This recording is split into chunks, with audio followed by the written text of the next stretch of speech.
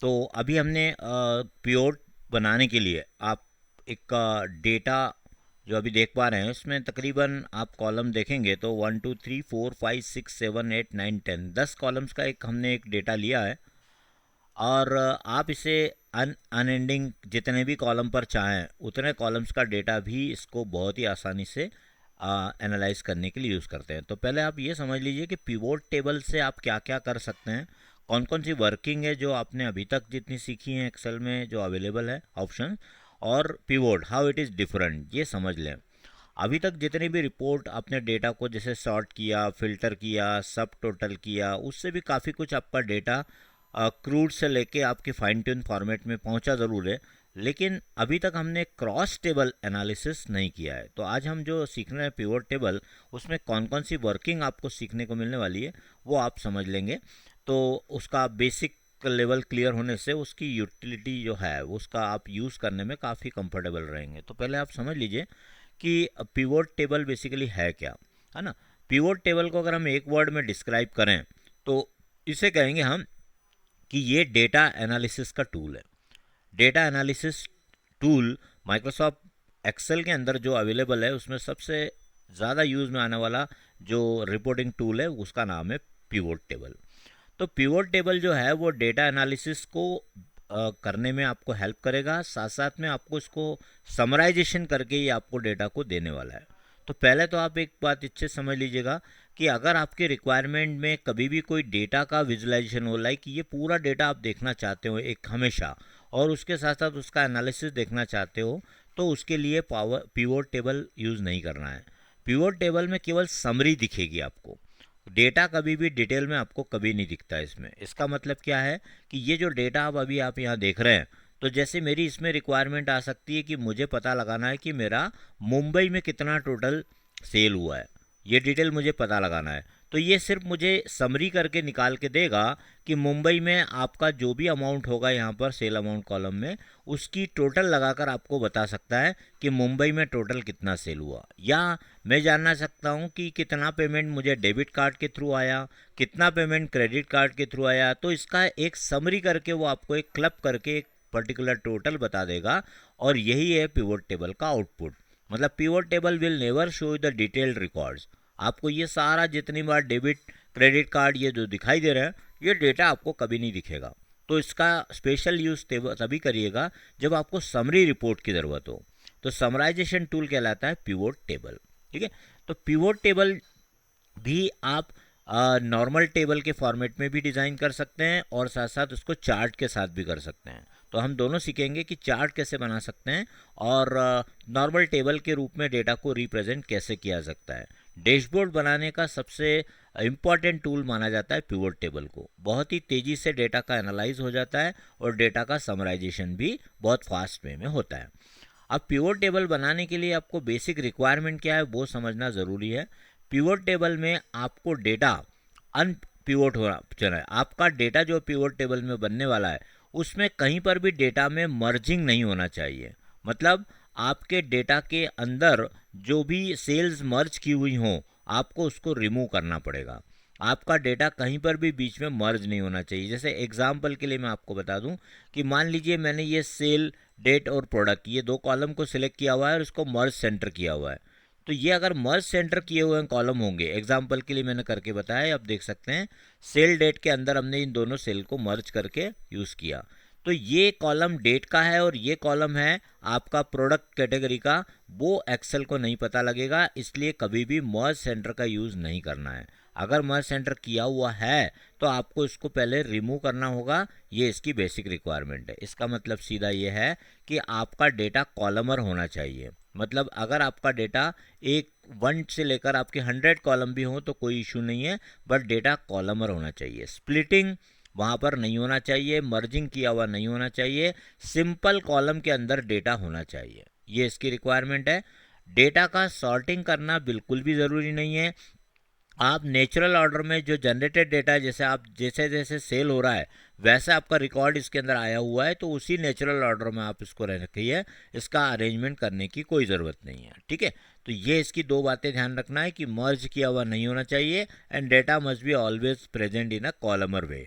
बस इतना अगर आपने रिक्वायरमेंट फुलफिल किया तो पिवट टेबल बनाना बहुत आसान है। अब इस डेटा को अगर हम गौर से देखते हैं तो एक सेल का डेटा आपको यहाँ पर नज़र आ रहा है। सेल का आपको डेट दिया हुआ है, प्रोडक्ट की कैटेगरी दी हुई है, प्रोडक्ट के नाम दिए हुए हैं, सेल्स पर्सन जिसने सेल किया वो डिटेल दिया हुआ है, कौन सी लोकेशन पे सेल हुआ, कौन से मोड ऑफ पेमेंट से पेमेंट आया आपके पास वो, उसके अलावा शिपिंग की मेथड जो भी आपने गुड्स की सप्लाई दी वो किस तरीके से की है, एक्सप्रेस है, शिपिंग मेथड आपकी स्टैंडर्ड है, ये आपने यहाँ पर इस कॉलम में एंटर किया हुआ है। सेल्स का चैनल आपका कैसा है, मोड ऑफ सेल जो आपने सेल किया है ये ऑनलाइन किया है, फ़ोन के थ्रू किया है, इन स्टोर किया है, कैसे पेमेंट आपने सेल किया, ये डिटेल भी आपके पास हर रिकॉर्ड वाइज अवेलेबल है। और साथ साथ में ऑर्डर का स्टेटस आपके पास अवेलेबल है, लाइक ऑर्डर अभी प्रोग्रेस में है, कंप्लीटेड है, इनकम्प्लीट है, क्या है स्टेटस उसका आपको यहाँ पर ऑर्डर का दिया हुआ है। और साथ साथ में आपको उस सेल की अमाउंट दी हुई है कि वो पर्टिकुलर एक ट्रांजैक्शन जो एक पर्टिकुलर एक तारीख को परफॉर्म हुआ उसका अमाउंट कितना था, कैसे पेमेंट हुआ, किस मोड से किस चैनल से आपका गुड सप्लाई हुआ, स्टेटस क्या है, everything related to your individual transaction is given in this table.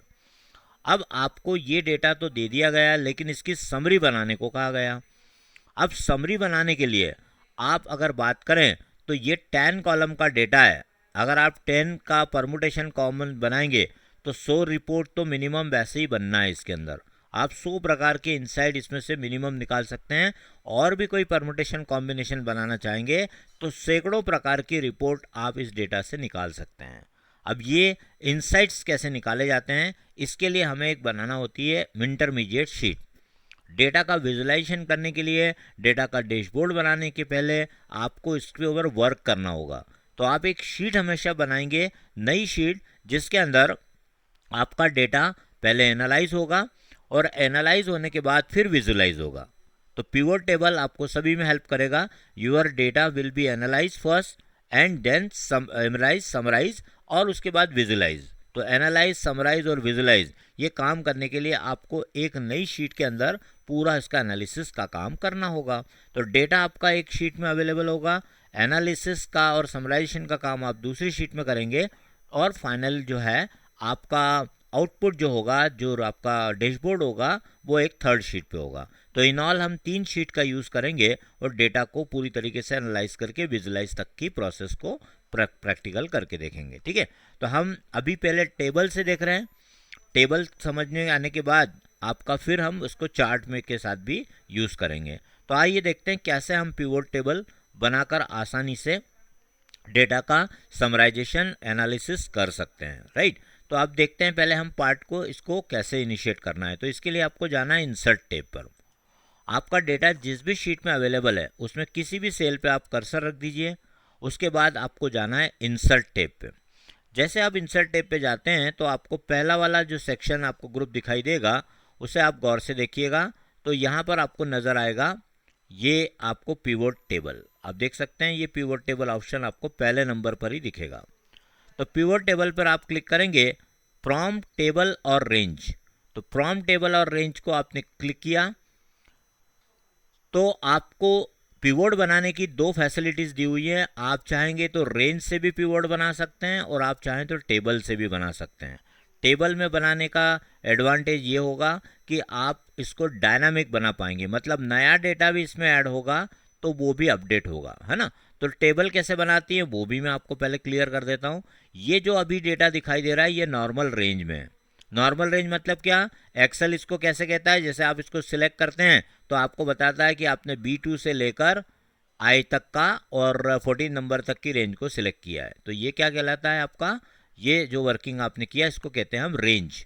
ये रेंज है, तो इससे भी पिवट बन जाएगा और टेबल से भी बन जाएगा। आपको इसको अगर टेबल में कन्वर्ट कर डेटाबेस के प्रॉपर्टीज इसको यूज़ करना है तो आप इसे टेबल में कन्वर्ट कर दीजिए। कैसे करेंगे, कंट्रोल आपने अंदर क्लिक कर दिया किसी भी सेल पर और कंट्रोल टी प्रेस करना है आपको, control plus T for table.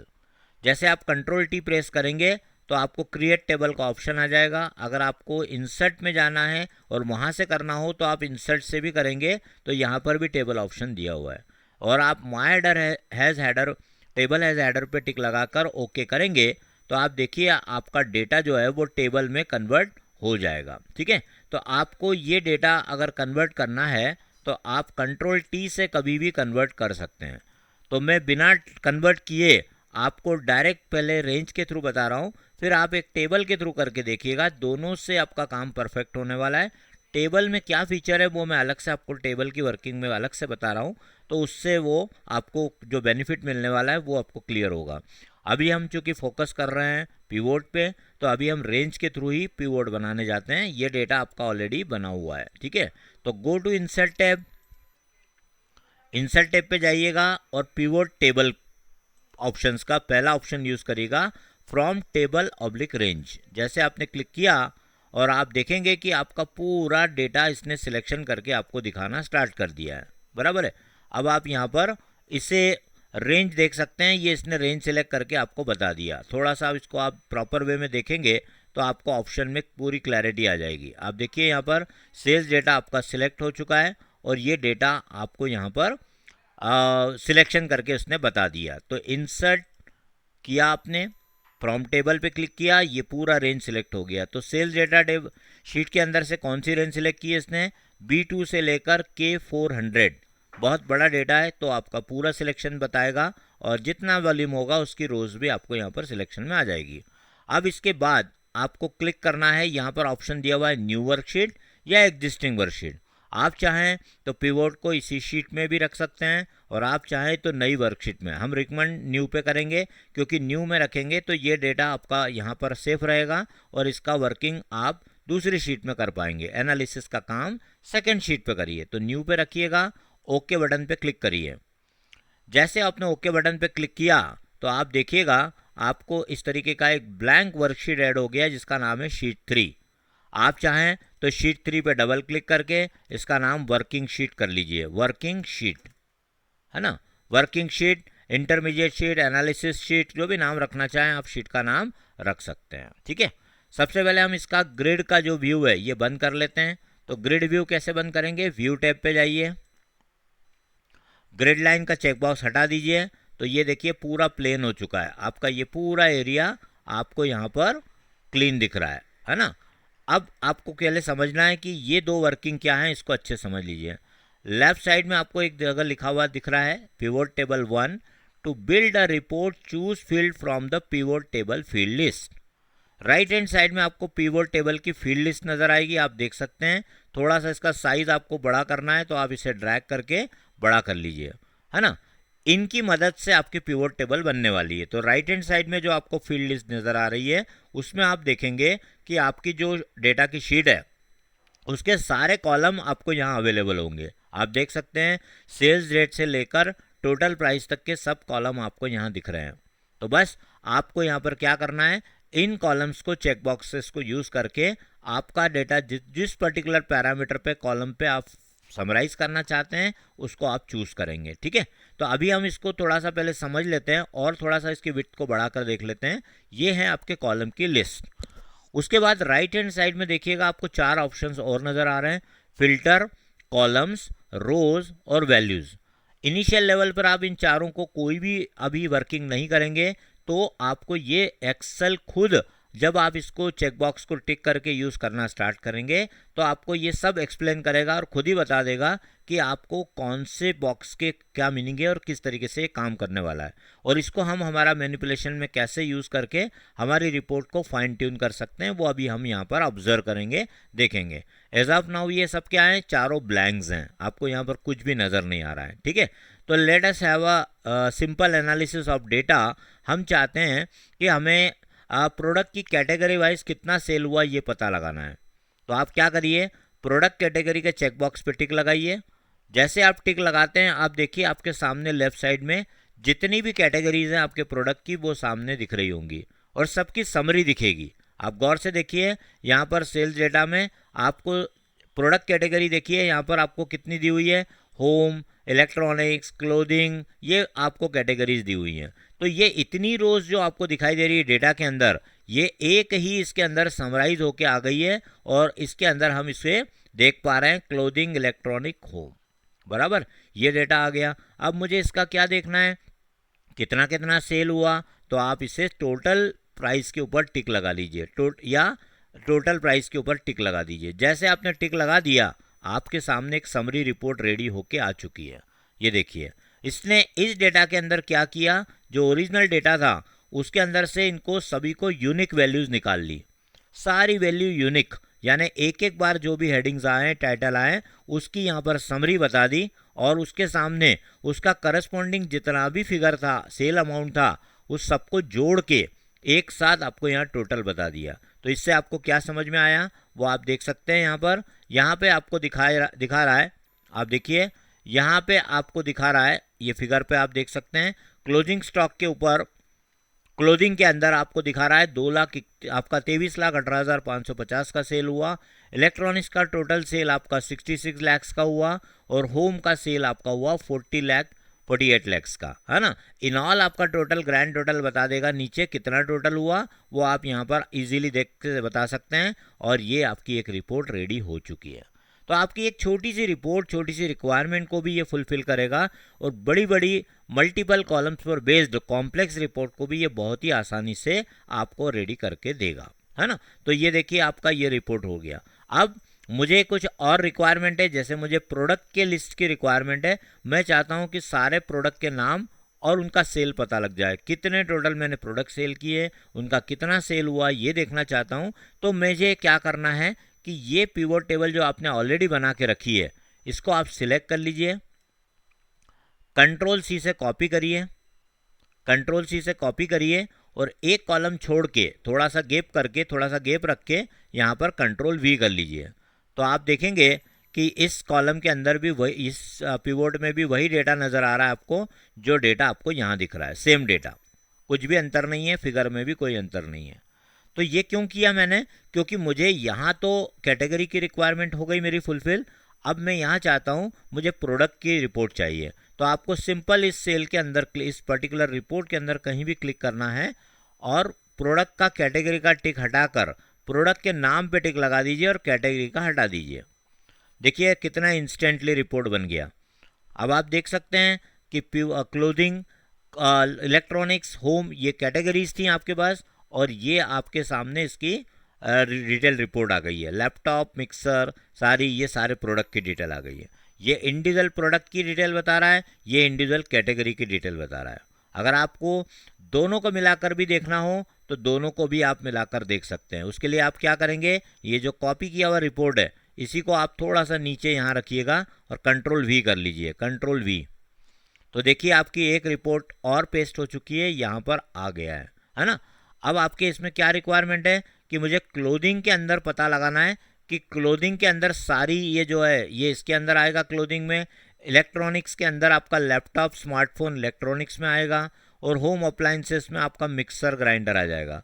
तो हम चाहते हैं कि इसकी कैटेगरी वाइज प्रोडक्ट आ जाए। तो आप इस रिपोर्ट के अंदर क्लिक करिए और प्रोडक्ट नेम के चेकबॉक्स को टिक लगा दीजिए, और देखिए आपको इसकी समरी दोनों को मिला के उसने आपको एक समरी बनाकर दे दी है। आप देख सकते हैं क्लोथिंग के अंदर सारी आ गया, और इलेक्ट्रॉनिक्स में चूंकि 2 प्रोडक्ट थे, लैपटॉप भी था और स्मार्टफोन भी था, तो इन दोनों का टोटल लगाकर आपको यहाँ दिखा रहा है। और टोटल अमाउंट कितनी बता रहा है, 66,57,100 टोटल आपके इलेक्ट्रॉनिक्स गुड्स बिके हैं, जिसमें से लैपटॉप का कंट्रीब्यूशन कितना है वो सामने है, और स्मार्टफोन का कंट्रीब्यूशन कितना है वो आपको यहाँ बता रहा है। तो एक कैटेगरी के अंदर अगर आपके पास 100 प्रोडक्ट्स होंगे तो वो 100 प्रोडक्ट्स पूरे यहाँ पर लिस्ट आउट करेगा। जैसा आप देख रहे हैं 2 प्रोडक्ट दिख रहे हैं इलेक्ट्रॉनिक्स में, मैं किसी और प्रोडक्ट को भी यहाँ बढ़ाता हूँ तो ये काम ऑटोमेटिक अपडेट करके देगा। तो देखिए कैसे होगा, एक बार करके देखिए प्रैक्टिकल। आपको आना है डेटा शीट में, डेटा शीट में आ जाइए जहाँ आपके पास डेटा है, और मैं इलेक्ट्रॉनिक्स का एक प्रोडक्ट और बढ़ाना चाहूँगा। तो देखिए इसमें कहीं पर भी जाकर आप चेंज कर दीजिए।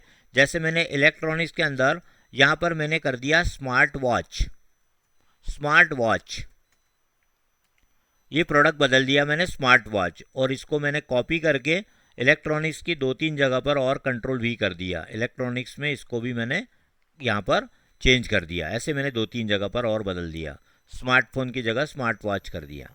आपने जैसे ही यहाँ पर डेटा में चेंजेस किए, आप जाकर देखिए आपकी जो पिवट है इसमें ये नज़र नहीं आएगा, ये ऑटोमेटिक अपडेट नहीं करेगा। You have to just refresh. कैसे करेंगे, आप राइट क्लिक करिए और रिफ्रेश बटन दबा दीजिए। यहाँ पर एक ऑप्शन मिलेगा आपको ऊपर से, देखिएगा रिफ्रेश। जैसे आपने रिफ्रेश किया, आप देखिए अब आपकी लिस्ट के अंदर वो फिगर भी आ चुका है और वो आपको यहाँ पर नज़र आ जाएगा। आप देख सकते हैं, है ना, आ गया कि नहीं, है ना। तो ये आपको जब भी कभी कोई डेटा में आप अपडेट करेंगे तो आपको ये इमीडिएट यहाँ पर बता देगा और आप इसका डिटेल यहाँ पर निकाल के ला सकते हैं, डिटेल यहाँ पर देख सकते हैं। तो डेटा आपका जो भी अपडेट करें, पिवोट को एक बार राइट क्लिक करके रिफ्रेश कर दीजिए, वो डेटा यहाँ पर अपने आप आ जाएगा। राइट, अब वापस आ जाइए आप वर्किंग शीट में। हाँ, क्या, हाँ, एक मिनट, क्या नहीं हो रहा है आपके इसमें? अच्छा, अच्छा, तो आप ये शीट के ऊपर जो है उस पर डबल क्लिक करिए। तो इसमें क्या आ रहा है, एरर आ रहा है? या राइट क्लिक करके रीनेम आ रहा है क्या? राइट क्लिक करके रीनेम, रीनेम आ रहा हो गया ना। अब आपको जो भी नाम देना है शीट का, आप नाम टाइप कर दीजिए। आप बदल सकते हो, कभी भी आपको नाम बदलना है तो कभी भी आप नाम बदल सकते हो। ये हुआ क्लियर, है ना। तो देखिए कितना फास्ट वे में काम हो जाता है, इसीलिए कंपनीज में पिवोट टेबल की इतनी क्यों डिमांड होती है वो आपको क्लियर हो रही होगी कि इतना वर्सेटाइल रिपोर्टिंग अगर कोई सॉफ्टवेयर डेवलपर भी करके देगा तो इतने कम समय में इतनी अच्छी एप्लीकेशन नहीं बन पाएगी जो आपको आसानी से ड्रैग एंड ड्रॉप पे या चेक बॉक्स के ऊपर क्लिक करने पर ही ये आपको बनाकर दे देता है। ठीक है, तो आइए चलते हैं, हम एक बार इसको डिलीट कर देता हूँ मैं इस शीट को, और फिर से एक बार यहाँ तक का एक बार फिर से हम रिवाइज कर लेते हैं, देख लेते हैं कैसे करेंगे।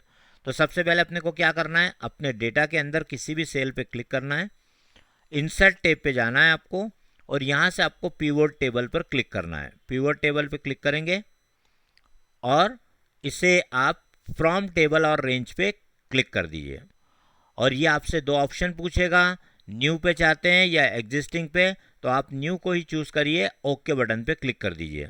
एग्जिस्टिंग के लिए आपके स्क्रीन पर उतनी जगह होना चाहिए, अगर जगह है तो आप वहाँ भी बना सकते हैं, और अगर आपके पास जगह नहीं है तो नए पे बनाएंगे तो बेटर होगा। ठीक है, चलिए अब हम एक थोड़ा सा इसको आगे बढ़ाते हैं और इसको अंदर से करते हैं। अब आप यहाँ पर करिए, प्रोडक्ट कैटेगरी को टिक लगाइए, प्रोडक्ट कैटेगरी को टिक लगाइए और सेल्स पर्सन पे टिक लगाइए, सेल्स पर्सन, सेल्स पर्सन पे टिक लगाइए और सेल्स अमाउंट पे टिक लगाइए।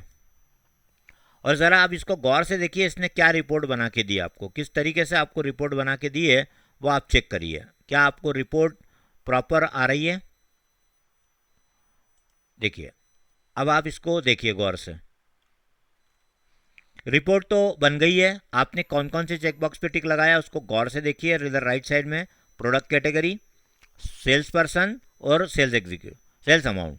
तो ये क्या बता रहा है आपको वो देखिए, क्लोथिंग के अंदर रमेश शर्मा ने कितना सेल किया वो आपको पर्सन की डिटेल बता रहा है। इलेक्ट्रॉनिक्स में प्रिया पटेल ने कितना सेल किया और विकास सिंह ने कितना किया ये आपको बता रहा है।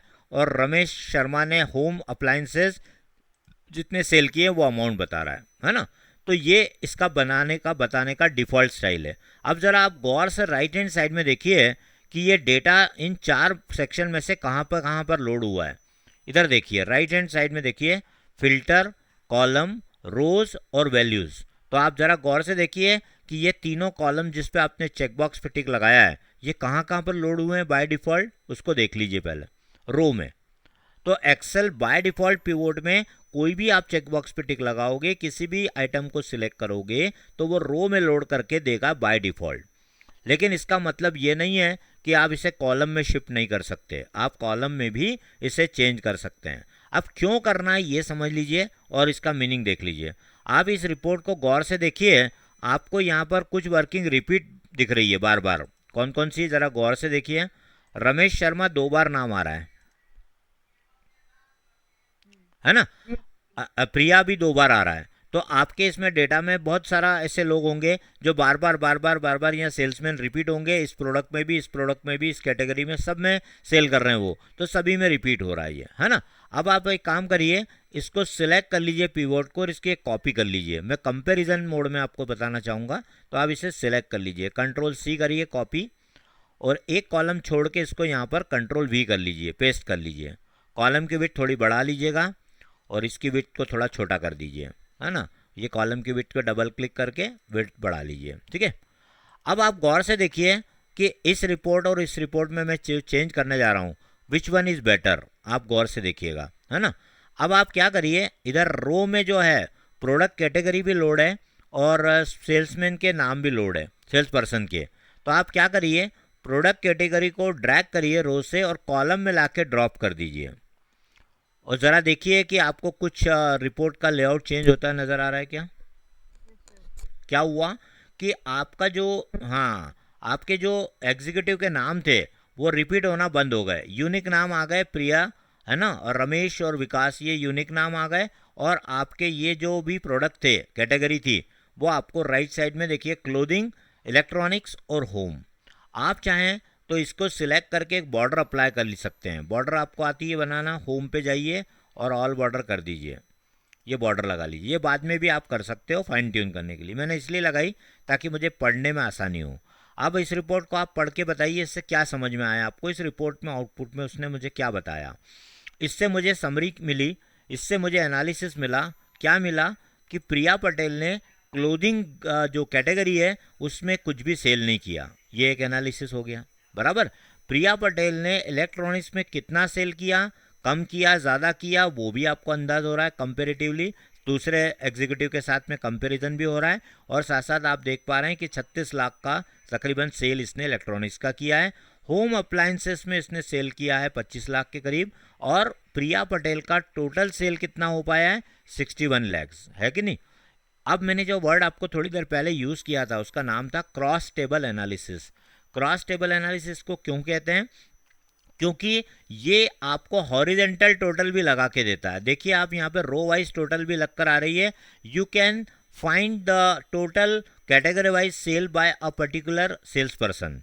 उस सेल्स पर्सन ने टोटल कैटेगरी जो आपके पास अवेलेबल है उसमें क्या कौन कौन सा सेल कितना कितना परफॉर्मेंस किया है, वो सारा इंडिविजुअल आप एक साथ देख पाएंगे, और इन ऑल कितने का सेल किया ये भी बता पाएंगे।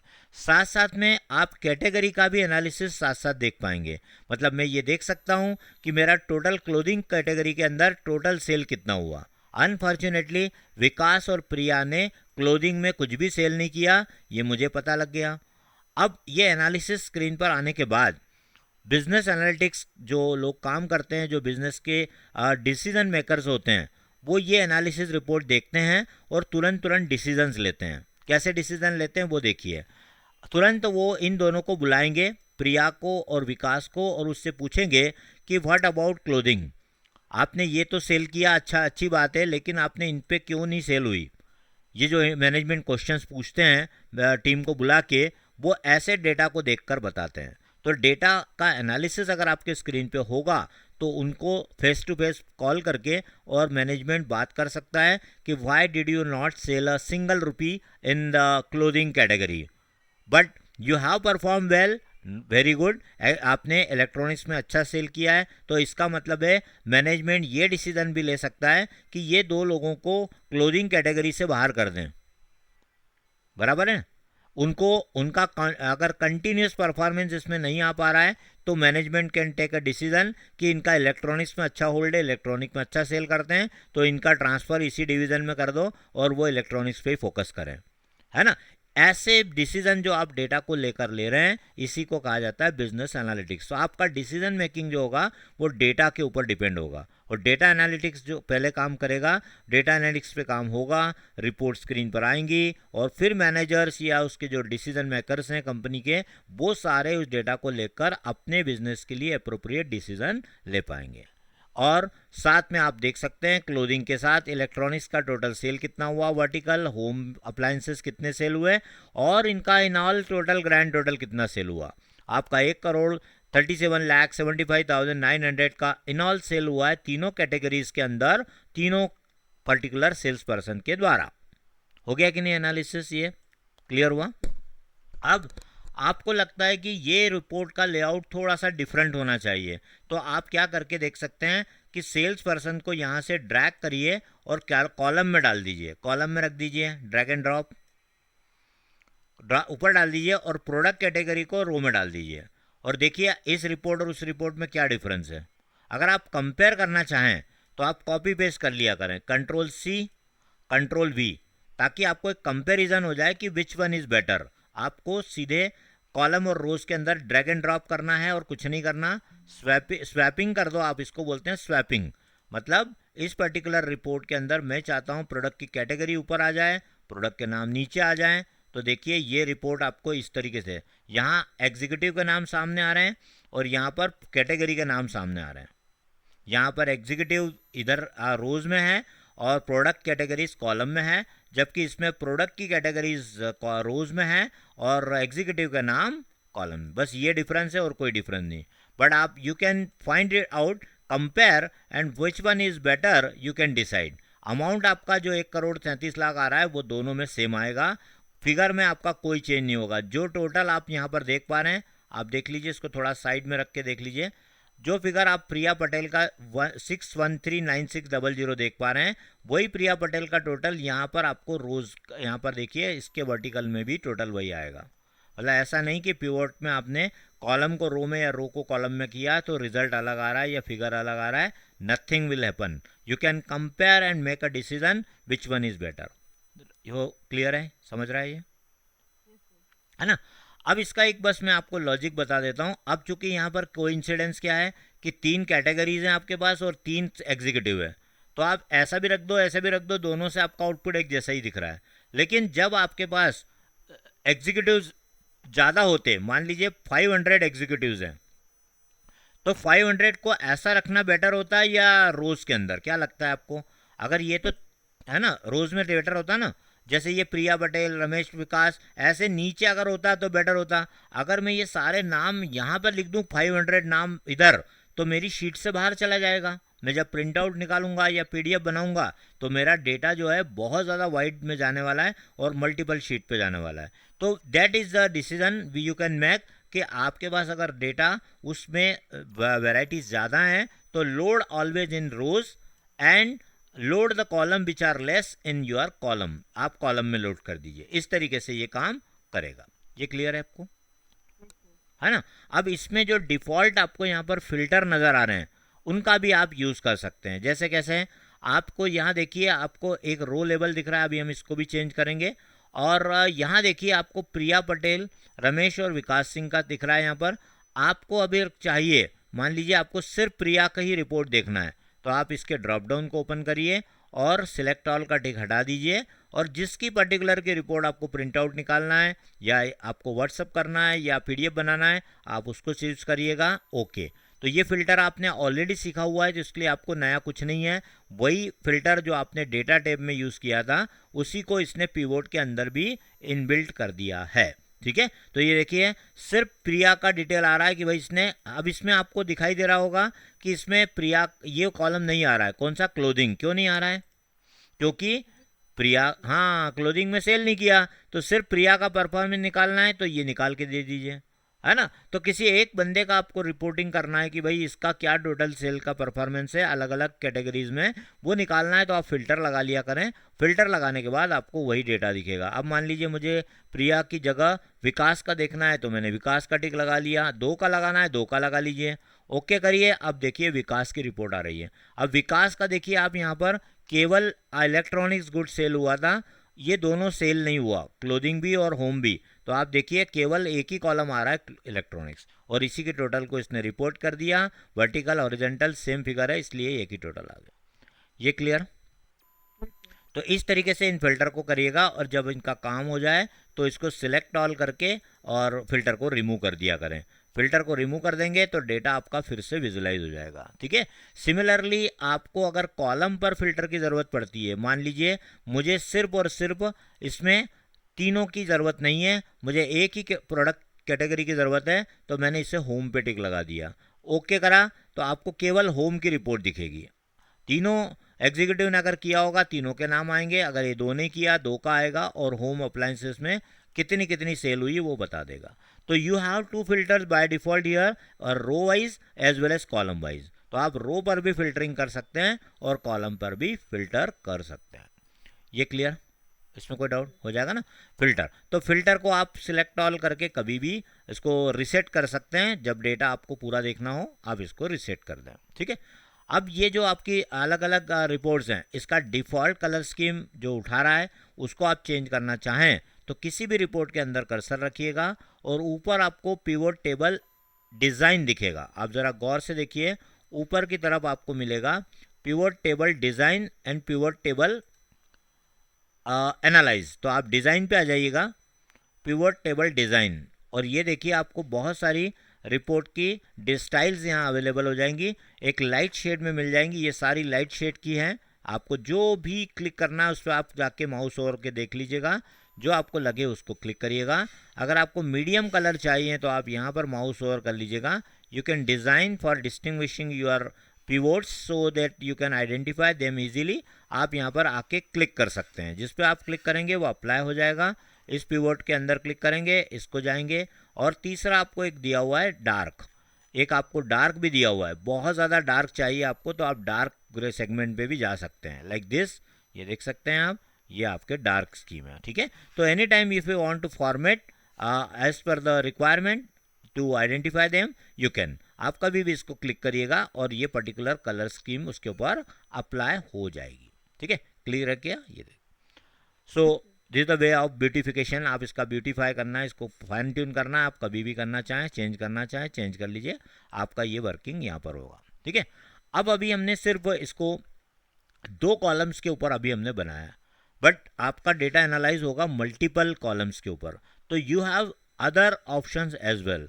आपके पास और भी कई ऑप्शंस हैं जिसके ऊपर आप देखना चाहेंगे, राइट। तो आप सिंपल, मैंने जो तरीका बताया वो क्या बताया हुआ है कि आप एक पिवोट को सिलेक्ट कर लिया करें, कंट्रोल सी से कॉपी कर लें, कॉपी करके जहाँ भी आप नए जगह पर रखेंगे वहाँ पर इसे पेस्ट कर लीजिएगा।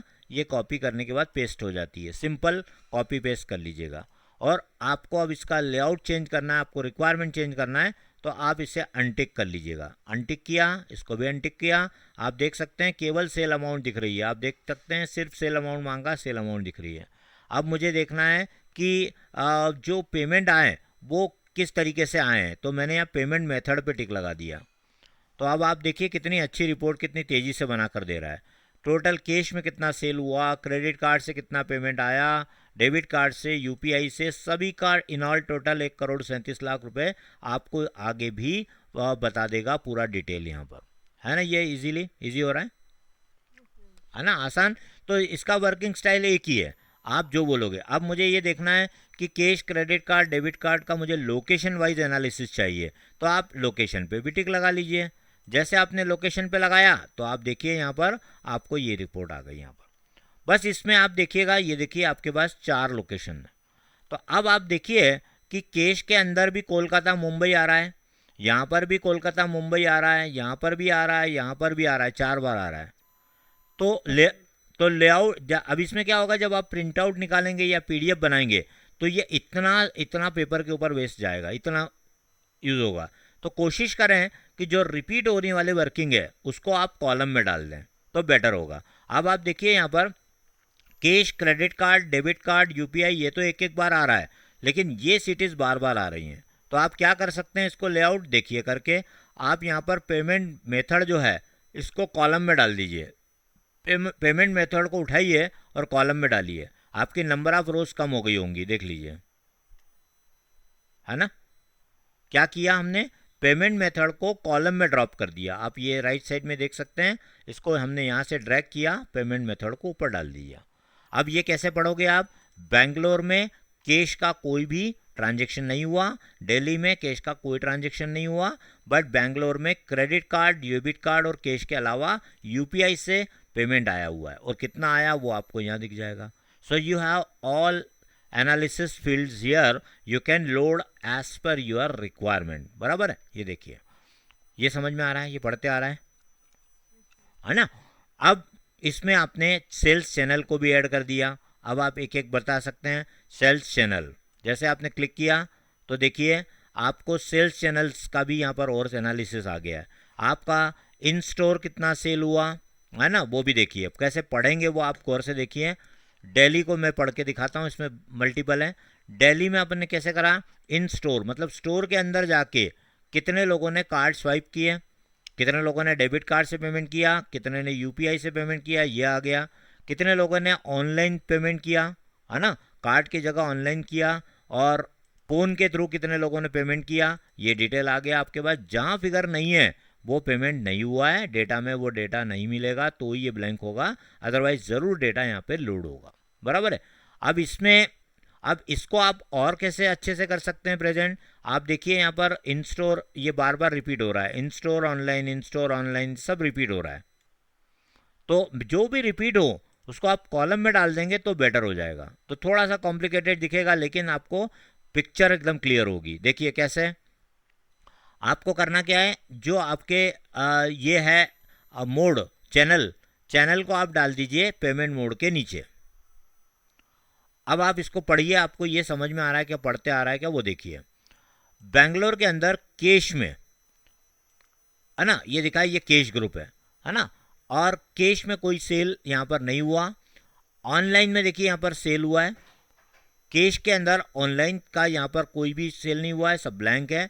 क्रेडिट कार्ड के अंदर आपका जो है वो स्टोर यहाँ पर बता रहा है, ऑनलाइन कितना पेमेंट आया, इन स्टोर कितना पेमेंट आया, और क्रेडिट कार्ड की टोटल भी बता रहा है, कैश कितना हुआ, कैश की टोटल भी बता रहा है। बराबर है।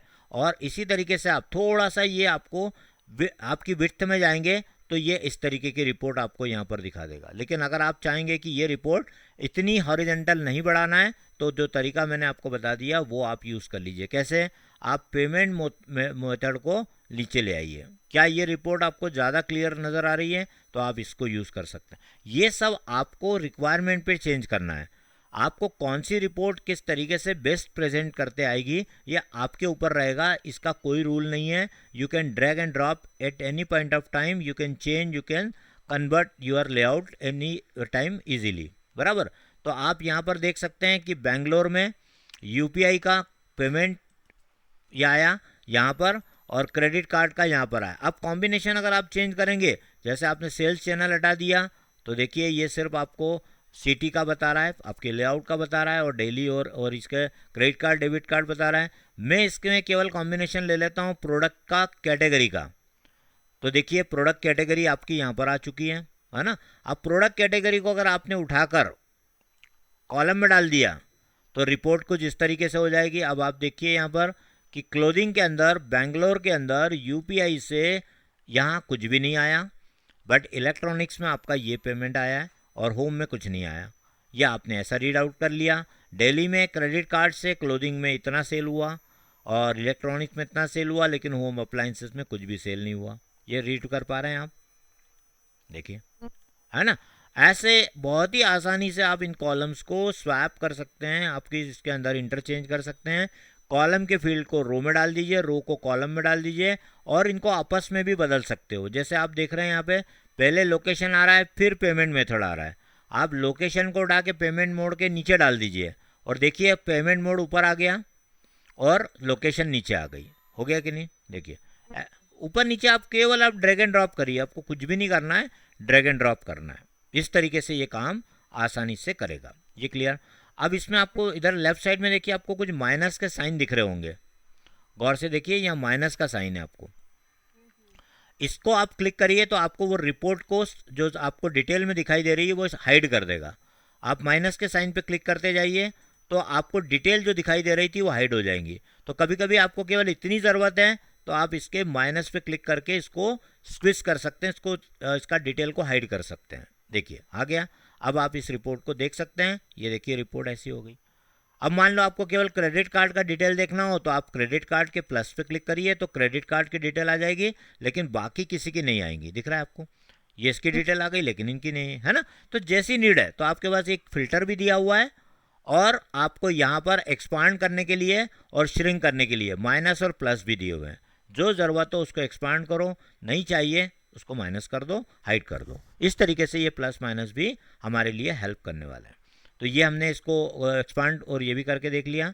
इस तरीके से आपकी ये वर्किंग आ जाएगी। तो जब आप मल्टीपल कॉलम लोड करते हैं तब आपकी रिक्वायरमेंट थोड़ी सी बदल सकती है, उसके लिए आपको ये बटन्स दिए हुए हैं, इनका यूज़ आप कर लें। ठीक है। अब आपका ये जो डेटा है इसमें आपको बाय डिफ़ॉल्ट फंक्शन ये चला के देगा सम मतलब टोटल। लेकिन आप चाहते हैं कि ये समेशन की जगह आपको ये बता दें कि ये जो भी अमाउंट आई है ये कितने एफर्ट से आई है, मतलब कितनी सेल की गई है, मतलब 5 सेल हुई हैं तो आया है इसके अंदर से। जैसे एग्जाम्पल के लिए अभी मैं आपको बता दूं कि ये आपके पास जो सेल दिखा रहा है ये क्लोथिंग का बता रहा है, क्रेडिट कार्ड का 18,000। तो मैं ये जानना चाहता हूँ कि ये क्रेडिट कार्ड से जो 18,000 रुपये मेरे पास आए हैं दिल्ली में, ये एक बार में एक ही बंदे ने 18,000 का क्रेडिट कार्ड से पेमेंट किया है या 18,000 का ब्रेकअप है, मतलब किसी ने 2,000, किसी ने 3,000, किसी ने 4,000, किसी ने 1,000, ऐसे कर करके आपको 18,000 का पेमेंट किया है, या एक मुश्त एक ही व्यक्ति ने किया है। ये अगर आप जानना चाहें, मतलब इसके देखना चाहते हैं आप सेल्स के ट्रांजेक्शन देखना चाहते हो, कितने ट्रांजेक्शन्स हुए हैं तब जाके ये अमाउंट आया है, तो आप इसके लिए काउंट फंक्शन जो आपको आता है एक्सेल में वो यूज़ कर सकते हैं। कैसे करोगे? आपको इधर जाना है, आपके नीचे की तरफ देखिए आपको सम फंक्शन दिख रहा होगा, देखिए नीचे इधर आपको दिखेगा वैल्यू, इसके ड्रॉप डाउन पे क्लिक करिए और यहाँ नीचे सबसे लास्ट में एक ऑप्शन दिखा है वैल्यू फील्ड सेटिंग, इस पे क्लिक करिए और देखिए बाय डिफॉल्ट कौन सा फंक्शन चल रहा है, सम। आप सम की जगह कर दीजिए काउंट ऑफ सेल्स अमाउंट, तो ये सेल्स अमाउंट का काउंट बता देगा और ओके करिए। अब आपको कुछ फिगर दिख रहे होंगे, अब आपकी अमाउंट चली गई है ना। तो अब मुझे इससे क्या समझ में आ रहा है, वो आप कैसे पढ़ोगे इसको वो समझ लीजिए। मेरा जो है ये जो भी अमाउंट कैश का आया हुआ है होम कैटेगरी का, ये मेरे 152 ट्रांजेक्शन का टोटल है, ये समझ रहा है, 152। अब इसके लिए सबसे अच्छा तरीका क्या है कि आप इन दोनों को एक साथ एट ए ग्लांस देखिए। इसको सिलेक्ट करिए, मैं आपको एक्सप्लेन करने के लिए कर रहा हूँ। यहाँ मैंने इसको सिलेक्ट किया और कंट्रोल सी से कॉपी कर लिया, आपको कॉपी पेस्ट आ ही गया है समझ में। अब कॉपी पेस्ट करके थोड़ा सा हम यहाँ जगह बना लेते हैं और इस कॉलम को थोड़ा सा छोटा कर लेते हैं और यहाँ पे रख के कंट्रोल वी कर लेते हैं। सेम रिपोर्ट यहाँ भी कॉपी हो गई है, आप देख सकते हैं ये डेटा आपका यहाँ भी आ गया है। अब मैंने सेकेंड रिपोर्ट में क्या करा, इसमें जाकर इसको बोला सम की जगह काउंट, वैल्यू फील्ड सेटिंग पे जाकर इसको काउंट कर दिया, ओके करिए।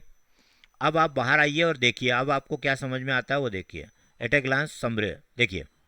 अब जो आपको यहाँ पर फिगर आ रहे हैं, आपने कैश में सेल किया होम अप्लायंसेस का अमाउंट आ गया 47,29,250।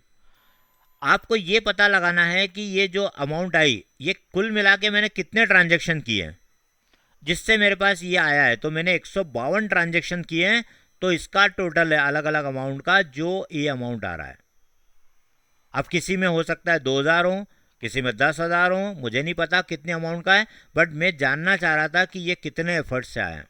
जैसे आपको कभी पता होगा, आपने LIC का सुना होगा, जैसे LIC में कोई 1 करोड़ का बीमा कर देता है, कोई एजेंट होता है वो 1 करोड़ रुपए का बीमा कर देता है एक दिन में, लेकिन वो एक ही व्यक्ति का करता है और एक बीमा 1 करोड़ का हो जाता है।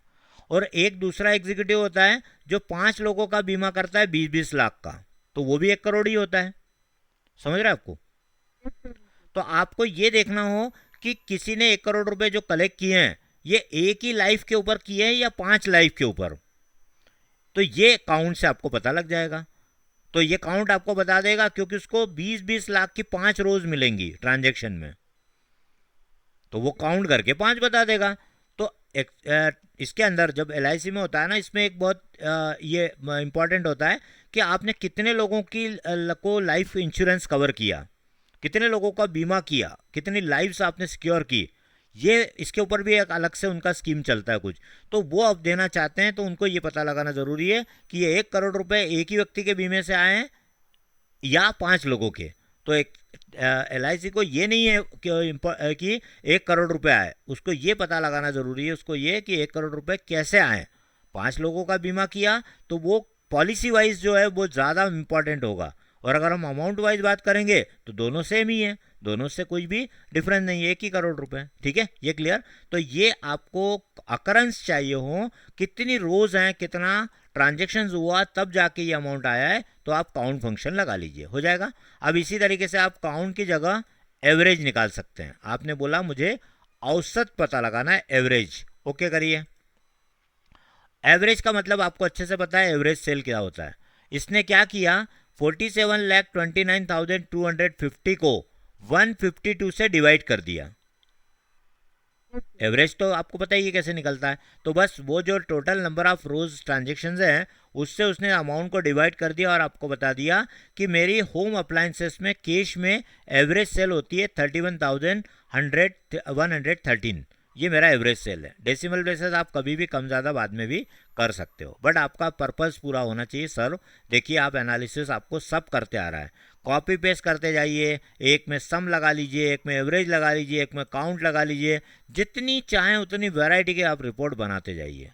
देखिए एक्सेलेंट। और इतनी अच्छी रिपोर्ट बनाने के लिए अगर कोई एक डेवलपर आपसे टाइम मांगेगा तो वो कई महीने भी मांग सकता है, और कॉस्ट वाइज भी देखें तो बहुत ज़्यादा कॉस्ट आती है। इसलिए कंपनीज में आज भी पिवोट टेबल को इतना इंपॉर्टेंस क्यों दिया जाता है, क्योंकि ये कोई भी व्यक्ति ड्रैग एंड ड्रॉप के थ्रू आसानी से बना सकता है, थोड़ा सा प्रैक्टिस करके कि मुझे एक्चुअली दिखाना क्या है, क्या डिमांड है, उसके अकॉर्डिंग कॉलम और रोज में आप अरेंज करना सीख गए तो आपका ये काम परफेक्ट वे में हो जाएगा। तो ये क्लियर हुआ आपको, है ना। तो ये बहुत ही इंटरेस्टिंग है और बहुत ही यूज़फुल है। तो अभी जो आज हम अभी समझ रहे हैं वो बिल्कुल एलिमेंट्री लेवल की वर्किंग समझ रहे हैं। थोड़ा सा इसको एनहांस करके इसका क्लासिक व्यू, इसके अंदर फीचर्स अभी हमको ऐड करना होंगे, जिससे ये और बेटर वे में आपको आउटपुट दे पाएगा जो आप देखना चाहेंगे। ठीक है, अब मैं आपको एक सेक्शन बता चुका हूँ, वैल्यू, ये क्लियर हो गया। वैल्यू का काम क्या है, न्यूमेरिकल फील्ड को लोड करना। आपके कॉलम के अंदर, डेटा के अंदर जो भी न्यूमेरिकल कॉलम होगा वो हमेशा कहाँ लोड होगा, आपका वैल्यू फील्ड में। वैल्यू में कभी भी अल्फा वैल्यूज लोड नहीं होंगी, यहाँ हमेशा नंबर ही लोड होंगे। ठीक है। दूसरा, रोज और कॉलम में आपके रिक्वायरमेंट, इसको कहते हैं रोज। ये देखिए ये रोज है और ये है कॉलम, तो ये भी समझ में आ गया। और इसको आपने इंटरचेंज करके भी देख लिया, एक से ज़्यादा कॉलम, एक से ज़्यादा रोज भी आप बना सकते हैं डिपेंडिंग ऑन कितने कॉलम आप लोड करना चाहेंगे। अब एक सेक्शन और इसमें बचता है, वो है फिल्टर, है ना। अब आपको फिल्टर लगाना है, तो आप देखिए फिल्टर कैसे लगाते हैं। आपको अब फिल्टर लगाने के लिए मैं एक दूसरा तरीका बता रहा हूँ, वो देखिए।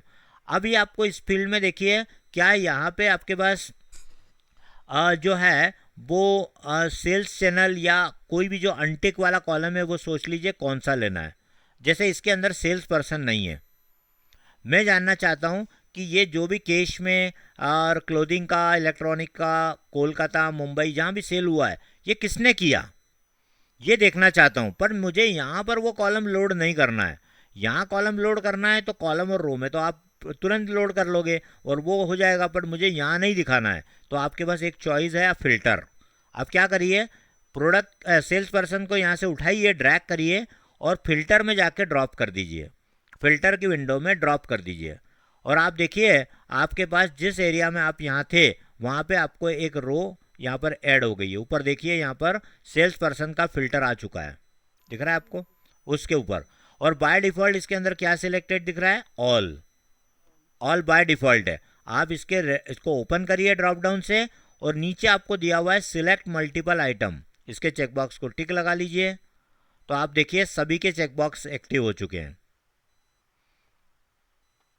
बराबर। अब मुझे इसमें से केवल देखना है अभी सेम परफॉर्मेंस रमेश का, तो मैंने रमेश का चेकबॉक्स को टिक लगा दिया, ओके किया। तो अब ये जो डेटा आ रहा है, एवरेज सेल जो भी बता रहा है, ये किसकी है, रमेश शर्मा की। समझ रहे, ईजी है ना, आसान। ऐसे मुझे इधर भी ज़रूरत है कि इधर भी आ जाए, तो इस वाली विंडो में आप क्लिक करिएगा और सेल्स पर्सन को ड्रैग करके फिल्टर में ड्रॉप कर दीजिए। तो आप देखिए आपके सेल्स पर्सन यहाँ पर आ चुके हैं। अब मैंने यहाँ पर टिक लगाया, सिलेक्ट पे टिक लगा दिया और यहाँ से सिलेक्ट ऑल हटा के बोला विकास का डिटेल देखना है, विकास। तो अब ये मुझे सेल का जो अमाउंट बता रहा है, ये सिर्फ और सिर्फ विकास की रिपोर्ट आ रही है। जो रिपोर्ट अप्लीकेबल नहीं होगी, जहाँ उसने सेल नहीं किया होगा, वो सारे कॉलम और रोज हाइड हो जाएंगे। यूपीआई से किया है तो यूपीआई आ गया, कोई विकास की जगह मैं दूसरा ले लेता हूँ तो दूसरे की जगह मैंने विकास को हटाकर प्रिया कर दिया, एंटर किया। तो प्रिया ने काफ़ी सेल किया, कैश में भी, credit card, debit card, UPI, तो पूरा डिटेल आया। उसने इलेक्ट्रॉनिक भी सेल किया, उसने होम अप्लायंस भी सेल किया, तो वो भी आ गया। क्लोथिंग नहीं किया तो वो नहीं आया। तो ये क्लियर। तो है ना, आप फिल्टर भी आप एक से ज़्यादा लगाना चाहो तो वो भी हो जाएगा। मतलब ज़रूरी नहीं कि आप हर बार रिपोर्ट पिवोट के अंदर यहीं पे डेटा लोड करें, आप फिल्टर में डालते जाइए। फिल्टर से आपको क्या होगा कि वो रिक्वायरमेंट जो इस पर आप फिल्ट्रेशन चाहेंगे वो आप फिल्टर में लगा दीजिए, और जो प्रिंट में चाहिए वो आप यहाँ पे लोड कर लीजिए, है ना। अब मैंने इसको बोला प्रोडक्ट के नाम का भी मुझे फिल्टर चाहिए, तो प्रोडक्ट के नाम को भी आप ड्रैग करिए और यहाँ ला के ड्रॉप कर दीजिए। तो आप देखिए दो आपके पास फिल्टर आ गए, सेल्स पर्सन भी आ गया और प्रोडक्ट भी आ गया। तो आप ऐसे जितने चाहो उतने फिल्टर लगा सकते हो। आप अब यहाँ पर क्लिक करते हैं कि इसमें से मुझे प्रोडक्ट का नाम चाहिए। प्रोडक्ट के नाम में मैंने इसे सेलेक्ट पे टिक लगाया और इससे कहा कि मुझे सिर्फ स्मार्टफोन का चाहिए, तो स्मार्टफोन पे टिक लगा दिया। और लैपटॉप का भी चाहिए तो लैपटॉप पे भी लगा दिया, ओके किया। तो अब आप देख सकते हैं कि आपको इलेक्ट्रॉनिक्स का और प्रोडक्ट का आ गया। अब इस किसी ने वो सेल ही नहीं किया होगा तो नहीं आएगा, अगर होगा तो ज़रूर आएगा, है ना। लैपटॉप का सेल होना ज़रूरी है, ओके किया मैंने। ये देखिए आपका इस प्रक्रिया ने स्मार्टफोन का टोटल कितना सेल किया ये बता दिया, यूपीआई से कैसे पेमेंट आया, कहाँ सेल हुआ, किस कैटेगरी का हुआ, सब कुछ दिखा गया। आप देख रहे हैं यहाँ पर पूरा फिल्ट्रेशन आपकी उस वर्किंग को पूरा कर रहा है ना। बहुत आसान, कैसा लग रहा है, पिवट टेबल यूजफुल है।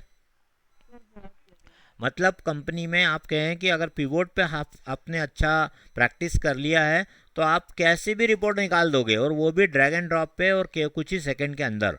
इसमें बहुत कम समय लगता है और बहुत ही अच्छे से हम इसको डिस्क्राइब करने के पॉइंट ऑफ व्यू से इसको ड्रैग एंड ड्रॉप, फिल्टर, इन सब का यूज़ करके आप इसको दिखा सकते हैं। इससे आपका डेटा प्रॉपर वे में समराइज हो जाएगा, है ना। किसी को भी आपको हटाना है तो आप इसके चेकबॉक्स को टिक हटा दीजिए, मुझे फ़िल्टर नहीं चाहिए तो आप यहाँ से फ़िल्टर को उठाइएगा और यहाँ ला के ड्रॉप कर दीजिए।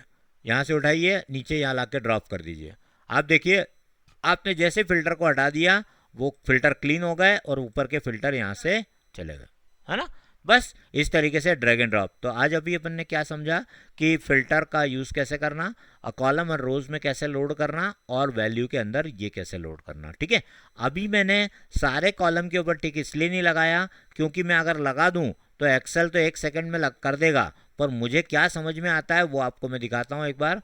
हच पच कर देगा, आपको पढ़ना मुश्किल होगा। So never try to check all the check boxes. जैसे आप देख रहे हैं ये मैंने अभी टिक हटा दिया और प्रोडक्ट कैटेगरी वाइज सेल आ रहा है। अब देखिए मैंने लाइन से सब पे टिक लगा दिया, product name, sales person, location, payment method, shipping, sales channel, order और सेल की डेट, किसी को भी नहीं छोड़ा। तो आप देखिए रिपोर्ट बन तो गई है, पर क्या ये समझ में आ रही है?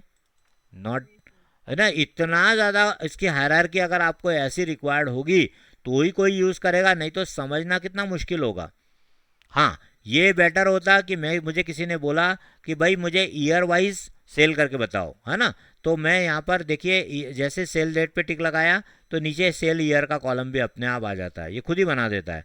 फिर मैंने इसमें जाकर टिक हटा दिया, इसको टिक हटा दिया, इसका टिक हटा दिया और सबका टिक हटा दिया। ये देखिए सबका रिमूव कर दिया मैंने, सिर्फ सेल्स अमाउंट को रख दिया और सेल्स ईयर को रख दिया। तो देखिए आपको 2022 की सेल आ गई, 23 की आ गई, 24 की आ गई। ये यूज़फुल है। तो जो रिक्वायरमेंट है वो करेंगे। अब मैंने इसमें भी बोला कि भाई मुझे मंथ वाइज बता दो, तो मैंने मंथ पे टिक लगा दिया। तो देखिए यहाँ पर प्लस का साइन आ गया होगा, अब देखिए ये प्लस का साइन आ गया, ये देखा प्लस को ओपन कर रहा हूँ तो देखिए ये आ रहा है। ये देखिए 24 को ओपन किया, ये 2022, 23, 24 की मंथ वाइज सेल आ गई। अब यहाँ पर क्या हो रहा है, देखिए मंथ बार बार रिपीट हो रहा है, आप देख रहे हैं मंथ बार बार रिपीट हो रहा है। तो ये मैं आपको बता चुका हूँ कि इसमें सिर्फ आपको करना क्या है कि आप मंथ को वहीं रखिए, ईयर को उठा के कॉलम में ड्रॉप कर दीजिए। तो ये रिपोर्ट ज़्यादा बेटर लग रही होगी आपको। देखिए 12 महीने पूरे एक साथ आ गए, है ना। ये सही है ना, जनवरी से दिसंबर पूरे 12 महीने आ गए। 2022 का भी कंपैरिजन हो गया, 2023 से, 2024 से, सभी से आपने एट ए ग्लांस कंपैरिजन कर लिया और देख पाते हैं कि कौन से सेल कौन से मंथ में नहीं हो पाया है, वो भी आप देख पाएंगे। और फिर इसके बाद जो कॉलम्स आपको और एक्स्ट्रा रिक्वायर्ड है वो आप एक्स्ट्रा करते जाइए, तो आपकी रिक्वायरमेंट के अकॉर्डिंग वो भी और बढ़ते जाएंगे। और ये देखिए जनवरी का पूरा सेल पूरे 3 साल का, और साथ में 2022 का पूरा सेल नीचे भी टोटल आ रहा है। अल्टीमेट रिपोर्ट, ज़बरदस्त टूल, है ना। ये क्लियर है ना। तो अब बाकी के जो परमुटेशन कॉम्बिनेशन आप बनाकर जितनी रिपोर्ट बना के देख सकते हो उतनी आप बना के एक बार देख लीजिएगा, है ना।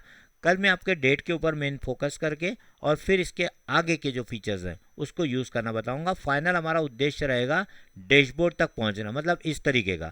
अब मैंने ये आपके जो शीट में शेयर किया हुआ है यह आपके सामने है, आप इसको बनाने की कोशिश करिएगा। ऐसे जैसे मैंने, अब ये तो बन ही जाएगा आपका, इसमें कोई इशू नहीं है, तो आपने अभी वहीं देख लिया है। But still if you want permutation combination you create, if you find any problem, कल हम डिस्कस कर लेंगे कि मुझे ऐसी रिपोर्ट चाहिए बट नहीं आ रही है तो वो कैसे बनेगी।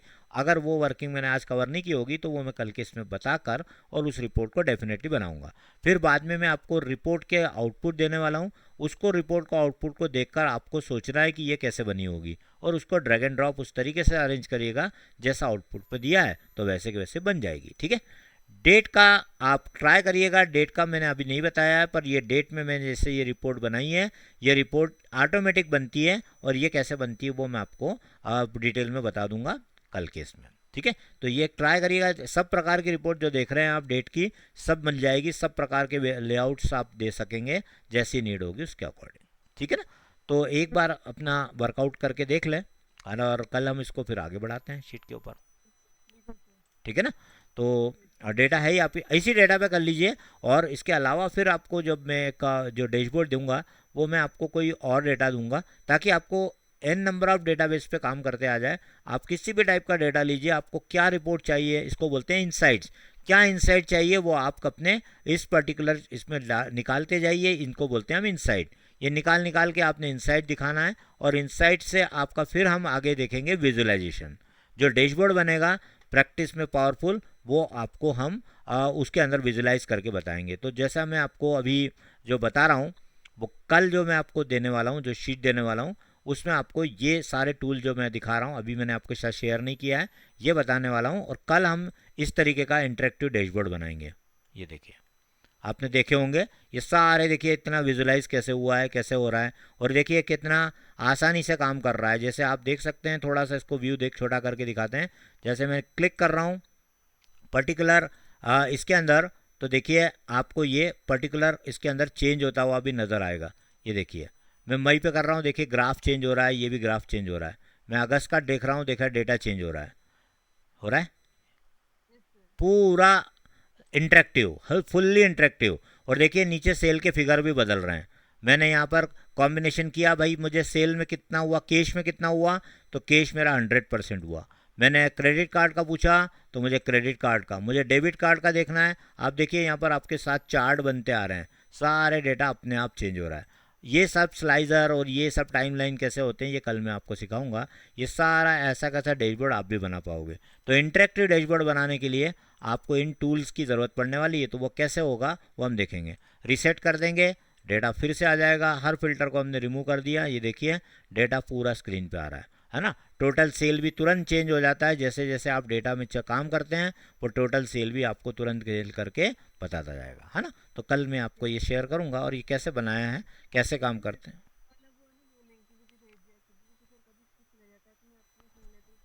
कौन सा रिकॉर्डिंग? मैंने रिकॉर्ड किया है, ये मैं शेयर कर दूंगा लिंक आपको, है ना, वो देख लेना आप। ठीक है, right, okay, good night, good night.